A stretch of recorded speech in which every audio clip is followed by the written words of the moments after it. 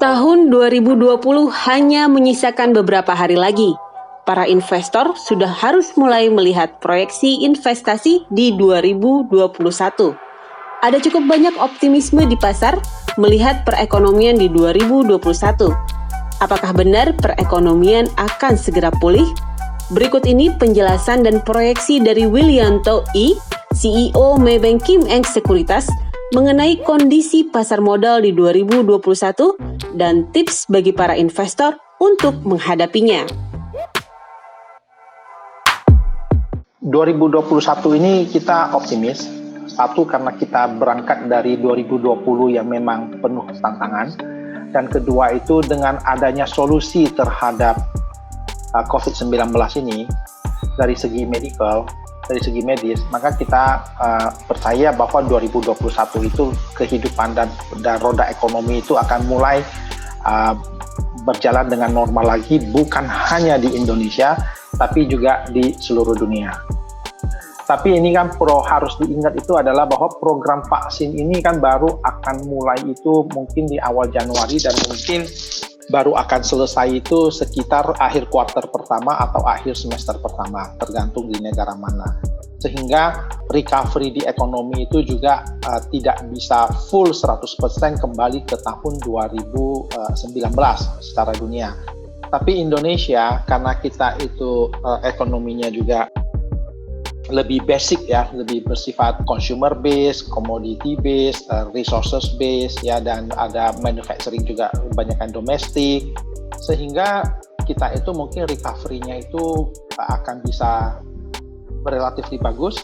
Penduduk yang pada usia produktif juga sangat tinggi. Jadi pertumbuhan ekonomi yang tahun ini mungkin sekitar -1, -1,5% itu tahun depan itu kita berharap akan tumbuh sekitar 5,5%. Dengan harapan bahwa ada kemungkinan kalau kita lihat dari proyeksi pemerintah mungkin bisa lebih dari itu dan mendekati 6%-nya. Tapi intinya adalah bahwa pertumbuhan ekonomi itu akan membaik tahun depan. Dan kalau kemudian kita bicara mengenai market, dengan kembalinya pertumbuhan ekonomi, maka harapan di tahun depan itu cukup cerah ya, bahwa profitability dari perusahaan-perusahaan itu akan mulai membaik. Dan ingat bahwa ketika kita nanti memasuki semester kedua tahun 2021, maka investor itu sudah akan mulai melihat 2022-nya, di mana ekonomi recovery-nya mungkin sudah akan full ya, dan akan lebih bagus lagi. Hal lain yang membuat 2021 itu juga terlihat cukup menjanjikan adalah kan kita tahu selama ini karena adanya kasus COVID ini, maka banyak sekali support-support yang diberikan oleh pemerintah di seluruh dunia dalam bentuk likuiditas pasar. Jadi apakah itu bantuan sosial, apakah itu stimulus, apakah itu pembelian kembali saham-saham atau obligasi dari pasar, itu banyak dilakukan di seluruh dunia sehingga yang kita bilang liquidity di marketnya itu cukup tinggi. Nah, ketika liquidity-nya itu sangat tinggi, maka yang akan terjadi adalah aset price-nya itu akan naik. Nah, aset kelas yang akan naik kan kita sudah lihat selama ini kan larinya itu ke safe haven asset. Makanya US Treasury juga nilainya naik terus, sehingga imbal hasil bunganya obligasi di Amerika itu turun terus dan sudah di bawah 1%. Di bagian di negara-negara Eropa ada yang sudah minus dan mendekati 0%. Dan yang kedua yang naik itu kan selama ini adalah emas, karena dianggaplah safe haven asset. Tapi ketika ekonomi sudah mulai membaik dan solusi terhadap COVID ini sudah ada, maka kita memperkirakan bahwa tingkat appetite terhadap risk atau keinginan untuk mengambil resiko dan mengejar return yang lebih tinggi itu akan muncul.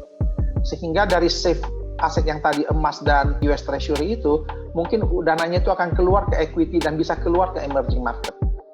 Itu juga yang akan membuat bahwa pasar ini akan bisa bergairah di 2021. Dengan kondisi yang ada sekarang dan dengan asumsi bahwa sebagian dari ekspektasi terhadap recovery sudah tercover ketika indeks mulai naik dari di bawah 4.000 ke sekarang ini udah mendekati 6.000, maka kita berpikir bahwa tahun 2021 itu indeks itu masih punya upside sampai sekitar 6.800 sampai 7.000.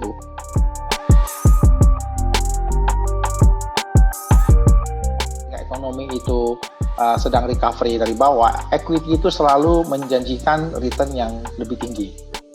ketika kondisi lagi mulai memburuk, maka itu adalah saatnya kita orang beli yang tetap yang obligasi kan. Karena kita menghadapi ekonomi recovery ini, maka memang pertumbuhan dan keuangan perusahaan akan membaik, sehingga saham itu akan membaik, dan equity itu biasanya return-nya itu akan jauh melebihi di obligasi. Nah, kemudian sektor apa sih yang kita andalkan? Di dalam equity sendiri kan ada juga yang disebut defensif. Ya, yang ketika ekonomi melemah dia bisnisnya tidak melemah, karena itu sahamnya juga tidak turun banyak. Nanti ketika recover pun dia akan recovernya secara normal. Sementara ada perusahaan yang disebut dengan cyclical, yang ketika ekonomi itu lagi dalam downturn, lagi turun ekonominya, dia itu turunnya dalam. Nah, ketika ekonomi recover, dia juga akan recover lebih tinggi. Nah, tapi di sini ada triknya, bahwa ketika perusahaan itu harusnya turun dan ikut naik, pertanyaan adalah ketika turun itu perusahaannya sampai jadi bermasalah apa tidak? Mampu nggak dia balik? Kan kita nggak mau kalau perusahaannya lagi salah kelola, ketika lagi turun itu dia nggak mampu bangkit karena dia udah keburu rusak. Nah, jadi pemilihan perusahaan-perusahaan ini cukup penting.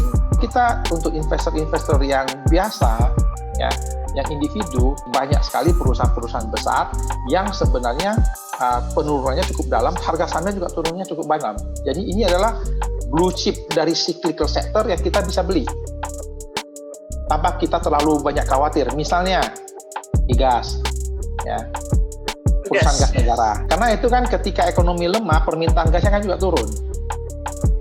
Nah, ketika ekonomi naik, nanti permintaan gasnya juga akan naik. Sehingga gas yang akan dialirkan ke pipa-pipanya juga akan membaik. Gitu kan. Kemudian Astra International, Indosemen, ya. Kemudian ada juga properti. Kan properti juga sahamnya udah turun banyak karena orang takut properti nggak ada yang berani beli, gitu kan. Nah, jadi sahamnya juga turun banyak. Jadi ini nanti juga akan salah satunya akan recover-nya bisa cukup jauh.